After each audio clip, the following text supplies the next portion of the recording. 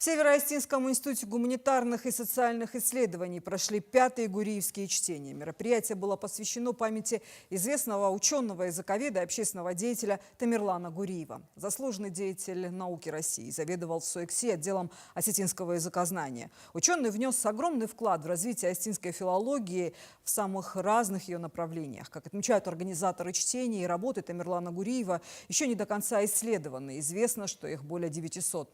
Свои труды по языкознанию, литературоведению и фольклористике представили сотрудники СОЭКСИ, СКГМИ, СОГУ, научного центра Кабардино-Балкарии. В мероприятии уже традиционно приняли участие гости из разных стран – Португалии, Ирана, Абхазии и, конечно, из Южной Осетии. Научные интересы Тамерлана Александровича настолько широки и разносторонни, что есть широкое поле для презентации научных достижений любого деятеля, любой отрасли гуманитарной науки, скажем так.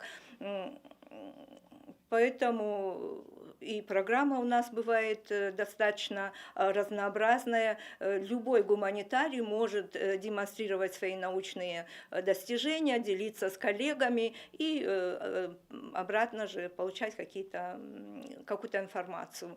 Тамерлан Александрович Гуриев сыграл в моей научной судьбе, можно сказать, решающую роль, потому что я пришла в этот институт сразу после окончания университета и предполагалось, что я буду лаборантом. Но присмотревшись, месяц был испытательный срок, присматривался Тамерлан Александрович и сразу предложил мне место младшего научного сотрудника и предложил мне тему «Осетинская литературная сказка».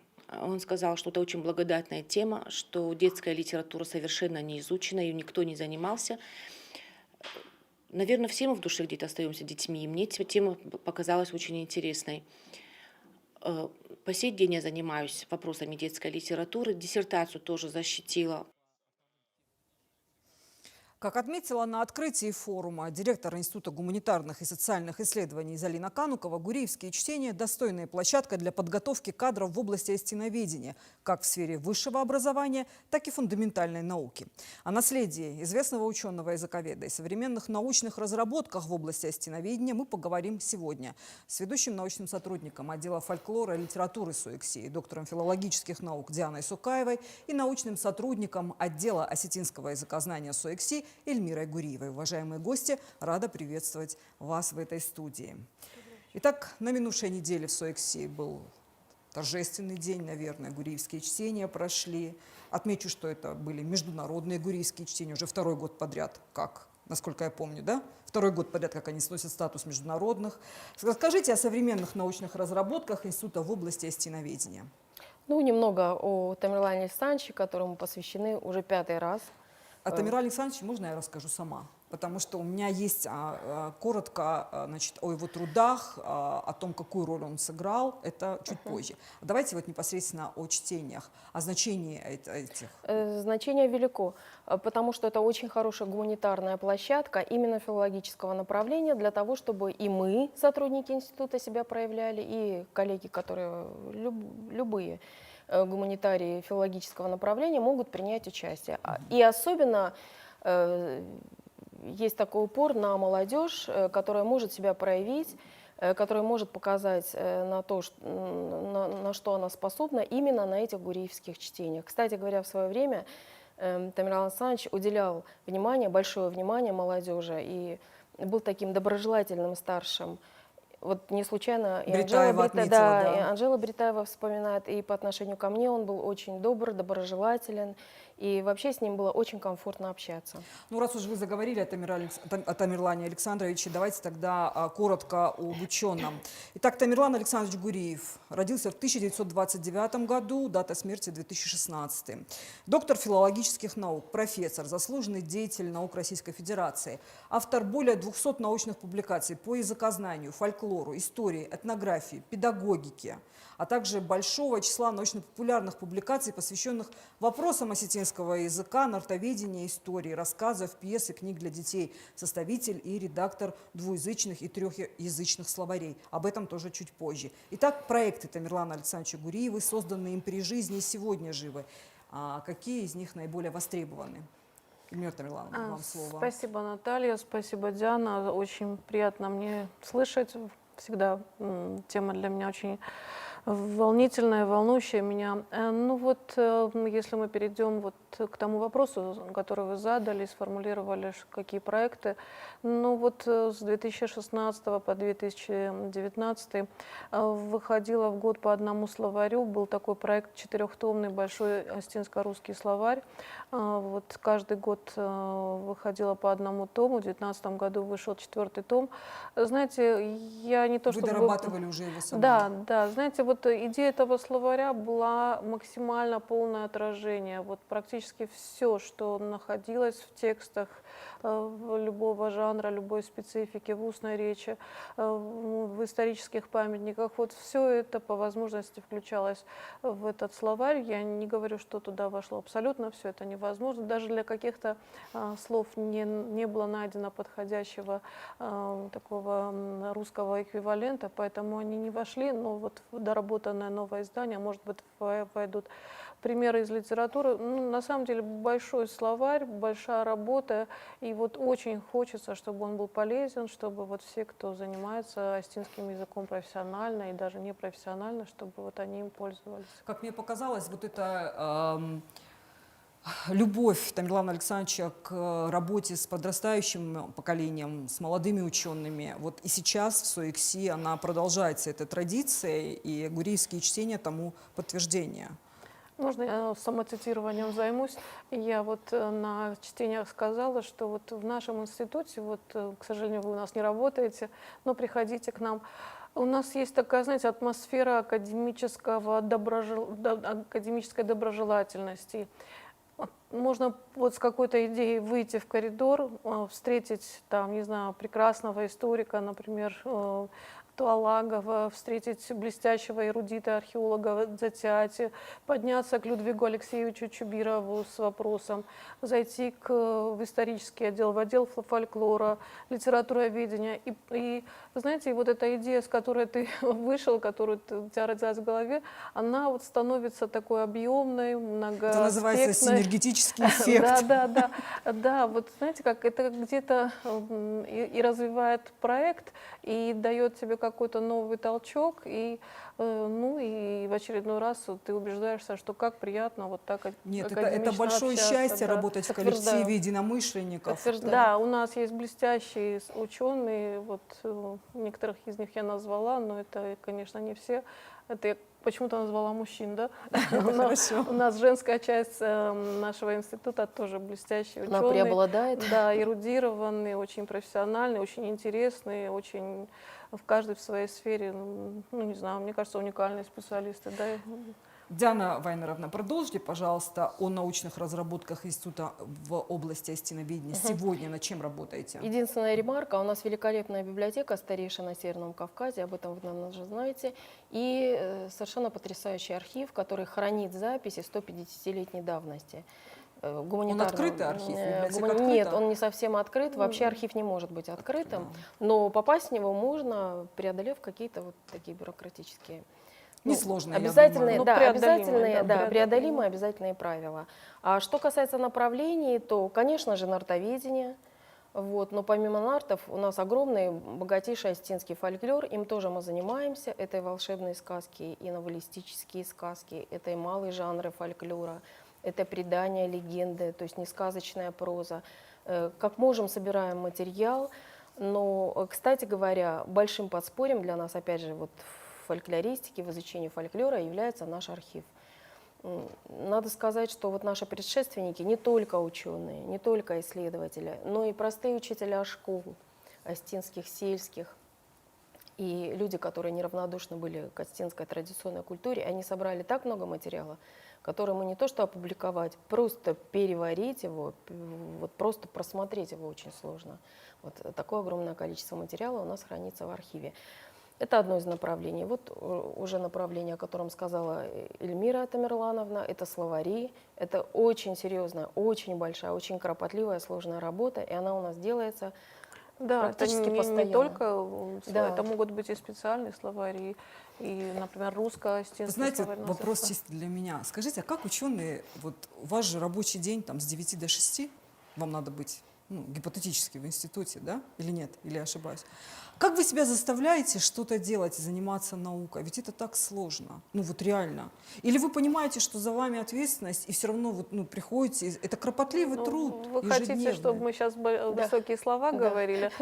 Знаете, как мы, конечно, работаем в разных режимах, и бывает режим, когда ты работаешь даже, по-моему, не 20 часов, а больше, когда-то меньше, и ты об этом не думаешь, потому что нужно закончить проект, он тебе важен, интересен, ну, как бы вот, и приоритетом является его хорошее завершение и качественное. Ну и, конечно же, своевременная Да. сдача Вот этого вы когда материала. над программой работаете, вы же, наверное, не думаете и не Мне сидите все равно с нужно секундомером. воодушевление. Ну, Вот и вы знаете, мы- мне а мы, толчок нам нужен. только воодушевление нужно. Я по-другому никак не могу. Я пытаюсь себя А заставить, вы но не знаете могу. как, вот у каждого есть программа, у каждого в отделе есть программа, мы занимаемся какими-то специальными темами, но нам это действительно интересно. И потом у нас есть такой дух некоторой академической свободы. Вот если тебе очень что-то интересно, и в процессе твоего исследования что-то тебя особенно заинтересовало, всегда можно вот углубиться именно в то, что является твоей такой Вот, зоной кстати, новый интересов. 22 год, объявленный президентом годом культурного наследия, начался для института со знакового события. В принципе, наверное, не только для института, но и для Северной Осетии в принципе. Была издана книга «Алания от А до Я». Кто составитель? Расскажите, пожалуйста, об этой работе и чем она так важна. Ну, я думаю, что, Наталья, если вы не знали, что Диана Вайнеровна курирует этот проект, то вы Попали в точку. просто, да, очень удачно пригласили именно Диану Вайнеровну, потому что, например, мы хорошо все помним, потому что самое первое совещание, на котором мы это все обсуждали и начинали, это была идея Алана Касаева, который вот на тот момент Которая была возглавлял Северную подхвачена. Осетию, да, и он пришел вот с этой идеей, давайте сделаем. Причем идея была такая, что вот один раз от А до Я пройдемся по алфавиту, и вот все это состоится. Ну и вот как-то она вдруг стала такой очень плодотворной, продуктивной идеей. Сколько раз мы прошли этот путь от А до Я? Значит, следующая ступень — это Залина Владимировна Канукова, которая с воодушевлением приняла это предложение Алана Касаева. Она курировала проект. Зарина Владимировна, по-моему, все принимает с воодушевлением. Все да, вот здравые да, предложения, да. она, мне кажется, Да, вот это вот Это будет хорошее здравые поуточнение. предложения. Да, будет у нее очень справедливо такой замечено. академический, рациональный очень ум, и вот она Да, очень и современное мышление, она это Главный умеет мотиватор сделать. наших проектов — это, конечно же, Залина Владимировна. Главный куратор наших проектов — это, конечно же, она.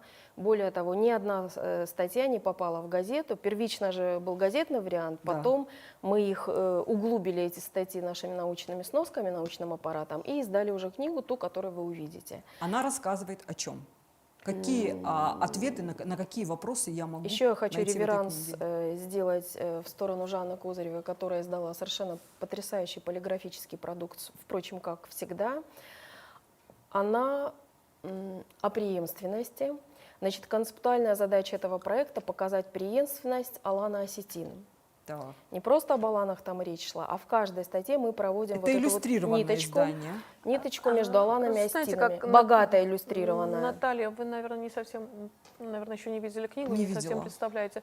Это не тематическое единство, это, ну, я бы не сказала, что это сборник... Это разное тематическое Да, единство. это не сборник разрозненных, это сборник статей, объединенных одной единственной такой сверхзадачей. Найти такие слова, которые являются принадлежностью не только осетинской, но и аланской истории. Вот все, что связывает А Алана слова осетинский отражают мир. много чего. Да. Статьи могут быть автобиографического характера, это может быть отдельное слово обрядовой традиции, это может быть название обряда, цопай, например, и так далее. Но самое главное, то, что мы Я, знаете, нашли эти чему нитки улыбаюсь? У нас у соприкосновения. телевизионщиков своя секта. То есть мы говорим на таком языке, который понятен только нам. Вот у вас, Ну, у научных возможно. сотрудников, как я поняла, в своих Ой. СМИ, тоже свой терминологический словарь. Мы очень гибкие, вы нам говорите, мы перейдем на другое. Книгу Да, нужно да. видеть, книгу нужно подержать в руках, она необыкновенно красивая, она приятная. Каждая стен будет мечтать иметь эту Да, книгу. теперь я представляю вопросы, комментарии. доме. А где можно купить эту книгу? Пока нигде. Мы еще ее не видели. Пока нигде. Но она уже издана. Но, да, В продажу она не поступила. Мы будем всячески стараться расширить тираж этой книги. Пока что издано всего 300. Мгм. А где они? В институте. Они, да, в институте Мгм, находятся. понятно. Наталья, Надо ну, прийти ну, к нам вам в гости. приятен ваш интерес. Я поняла. Да, да. Итак, давайте теперь о международном сотрудничестве. СОЭКСИ очень активно в последнее время развивает международное сотрудничество. Среди партнеров крупнейшие научные центры Европы и Азии. Вы в составе делегации были. Я видела материал, по-моему, 2-годичной давности. Вы были в составе делегации, значит, в Иране, Республика Иран. Скажите, вот каких результатов уже удалось достичь и что в практическом смысле это международное сотрудничество может принести нам? Ну, знаете, вот Диана Вайнеровна подтвердит, мы когда первый раз поехали в Иран, вот Вдвоем. задача Это была... какой год был? 18-й. Лето 18-го Задача года. была как бы вот познакомиться и себя показать, и людей посмотреть, что называется. И вот наша задача была просто проложить вот в научный мир вот эту тропинку. Но знаете как, вот у них научный мир организован несколько по-другому. Мы как-то удивлялись. Они очень там какая-то прозрачность у них такая, вот информация у них очень быстро распространяется, они обмениваются информацией. Там вот наш иранист Эльбрус Сатсаев, Эльбрус Батарбекович, он известен в Иране больше, чем в Осетии. Это вообще для нас стало таким откровением. Вот Иран же огромный, Тегеран Для меня было колоссально откровением, большой. знаете, что они заинтересовались трудами Васо Абаева, и вы даже их просвещали по этому поводу. Мы Были подарили конференции. им словарь. Да? Словарь подарили. Да, вы знаете, вот они немножечко неправильно даже понимали вот эту нашу родственность. Они думали, что у нас есть иранские слова, потому что мы их заимствовали из персидского. И вот на это тоже нужно было какое-то время, чтобы объяснить, что да, может быть, из персидского у нас тоже что-то попало, но вообще у нас есть иранские слова, потому что мы сами иранцы.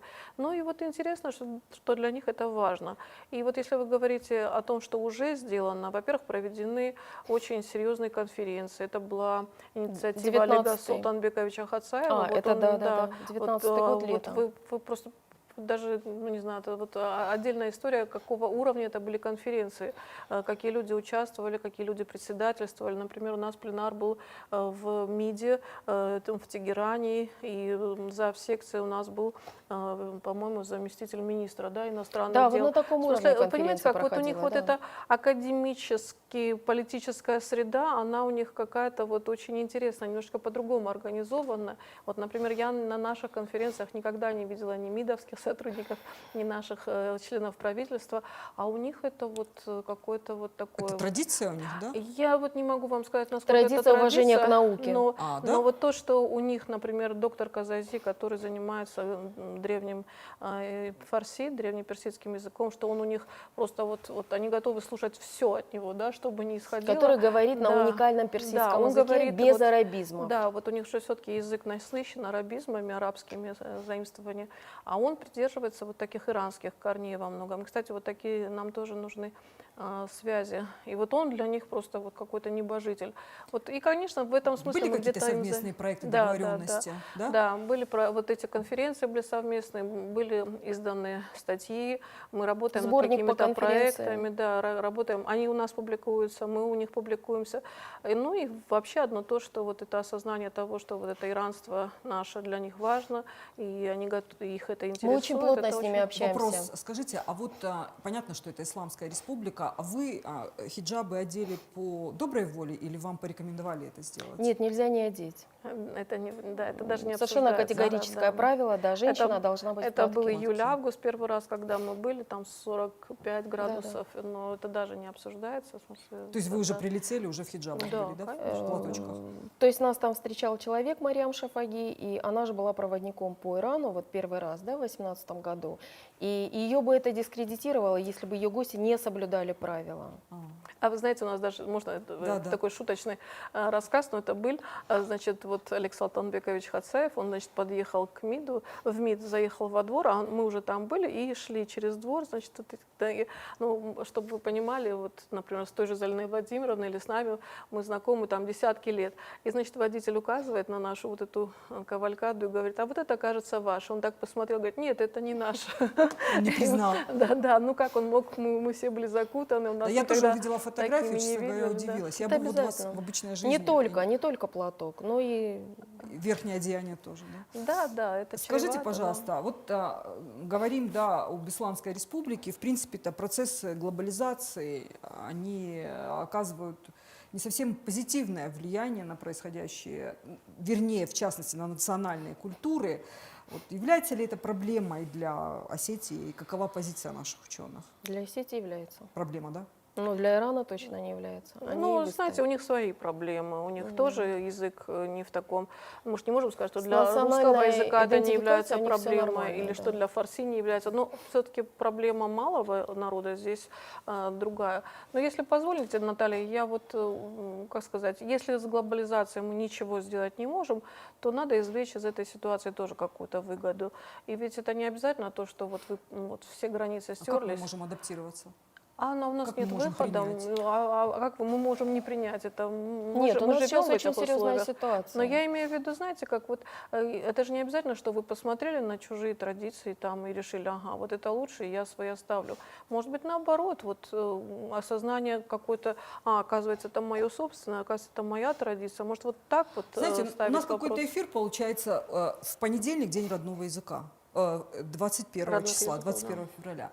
Я уже разговаривала с Тамерланом Таймуразовичем Камболовым, я его пригласила, значит, принять участие в программе. И вот, вы знаете, понимаете, вот эта программа пятничная является какой-то ступенью, да, подготовкой к Ну, моему дело не эфиру в только в понедельник. языке, Ну, дело вы еще в нас об традиционных этом не верованиях, предупредили, что это традиционной подготовка? культуре. да. Нет, вы знаете, экспромт получился. Вот на самом деле, абсолютно. Ну вот можно я скажу? Да. Вот последнее время вот эти нападки на традиционную культуру, которую я замечаю в социальных сетях и так далее, это совершенно невозможная вещь.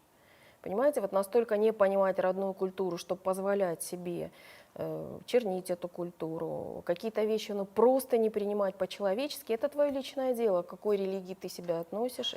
Скажите, Но вот традиционные верования, они есть, никуда они есть, были и будут, это надо понимать. нельзя так себя Скажите, вот на сегодняшний день проблема остинского языка вести. И она, конечно же, тоже есть, особенно Она в существует? городской среде. в городской среде, В городской а в среде. селах ее нет, да? Ну, все-таки они разговаривают в селах наши жители по-остински и думают по-остински. Вы знаете, это отдельно очень большая тема. И знаете, так как мы все-таки работаем в области осетиноведения, сейчас вот я, например, работаю на факультете остинского языка, остинской филологии, вот нам, наверное, хочется думать, что все не так плохо, Ну потому да. что мы все время вот в этом. И вот вы говорите День родного языка, вот когда меня сегодня спросили, как мы будем праздновать, я говорю, это наши будни, у нас каждый день День родного остинского языка, и мы в этом живем, и я вижу эту прекрасную молодежь, которая говорит, они патриотичны. Но знаете, как вот я хочу, чтобы их патриотизм был тоже не, вот, не оголтелый какой-то, вот мы лучшие, потому что мы лучшие. Нет, мы лучшие, потому что. И вот чтобы И по вы знали, факту. да, почему. И вот именно, мне кажется, и в глобализацию тоже это надо противопоставлять. Не то, что вот это хорошо, потому что это осетинское. Это хорошо, потому что это остинское, и потому что это вот восходит так-то, туда-то и так далее. Вот я не люблю вот слишком ура, слишком Ну, оголтелости. перегибы вот они это. всегда не Да, очень да, хороши. да, вот без вот этого экстремального какого-то. Ну, я могу отношения. сказать, что у нас плохое положение. Среднее. Среднее. Ну, вы знаете, Ваше вот, например, я То есть была... на троечку. Позавчера я была Средняя, в но 27... вынужденные меры нужны, вынужденные меры нужны уже. Уже предпринимать Да, необходимо. да. Вот позавчера я была в 27-й школе нашей городской, и я студентов перед этим очень предупреждала, вы не нервничайте, не осуждайте, не критикуйте, воспринимайте. И вдруг мы заходим на урок, Наталья Константиновна ведет занятия, и дети говорят, и они обсуждают какие-то поговорки и пословицы, и что-то это городские дети, и я, честно говоря, сама вот немножечко не ожидала этого, и потом это была владеющая группа, потом пошли в невладеющую, и там какой-то результат есть. Потому что если работать правильно, красиво, ну как и у вас в профессии. Нет, Ну, Иван, не мы знаю. заканчивали 5-ю школу, давайте раскроем наши карты. У нас не было астинского языка. Однако. А вы, тем не менее, занимаетесь астиноведением. Да-да. Но у меня нет диплома об астинском образовании. Вот у моей сестры, в отличие от меня, у нее есть диплом о высшем образовании, она закончила астинский филфак. Вам это помешало в чем-то А я реализоваться закончила в жизни? английский факультет иностранных языков, английское отделение, много лет занималась английским. И я не думаю, что помешало. Зато у меня есть опыт преподавания иностранного языка. Я всю жизнь видела и смотрела, как это делается с английским языком. И я думаю, что, может быть, это тоже востребованное. То есть это внутренний позыв у человека должен быть, желание внутреннее, нет? Навязанное всё-таки? Вот здесь уже слово ответственность очень важно. Ответственность. Если ты астин, ты обязан знать родной Знать язык. родной язык. И Всё. вот, если позволите, Да. я все-таки закончу. Раз вы про английский язык заговорили, и про международное сотрудничество мы говорили, вот я У нас хочу нет времени да, быстрее. Эльмира да, Павловна. да, анонсировать. Вот Линда Малкур, знаменитая, великая соавтор Скотта Литлтона. Вот сейчас мы с ней работаем тоже над совместным проектом, рассматриваем смерть Батраза в Это будет контексте тема нашей европейской следующей истории. программы. Так что, Я да, вам учите обещаю. языки Да, и спасибо осетинский язык. большое. Спасибо, что дали Итак, возможность. учите языки, учите родной язык. Всем спасибо и до встречи.